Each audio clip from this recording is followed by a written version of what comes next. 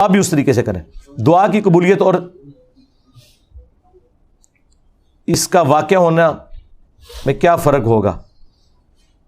مولد اعتراض کرتے ہیں کہ دعا کی قبولیت محض اتفاق ہوتا ہے. تو ٹھیک ہے، ان کے کہنے دیں، ان کے کہنے سے کیا فرق پڑتا ہے؟ ونس آپ خدا کو مانتے ہیں نا، باقی ساری چیزیں انویلڈ ہوں گی.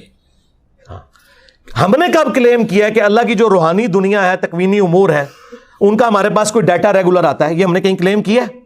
ہم تو اسے کہتے ہیں ایمان بالغیب. تو ہم پہ اعتراض کیوں ہے؟ جو چیز ہی غیب کے ذریعے ہم مانے میں، اسے ہم ثابت کیسے کریں گے؟ ثابت ہم ایک چیز کریں گے، خدا کی ایگزسٹنس کو. وہ ہم نے کیا. آپ میری ویڈیو دیکھ لیں، فرام کریشن ٹو کریٹر اور باقی ساری ویڈیوز. اور جب خدا کو کوئی مان لے گا، اس کا ڈینائل کوئی پاگل بھی نہیں کر سکتا، جو ہم نے دلائل سامنے رکھے ہیں. تو پھر اس کے بعد ساری باتیں انویلڈ ہیں. پھر ہوگا ول آف گاڈ، اور یہ قرآن میں لکھا ہے لا یسأل عما یفعل وہم یسألون.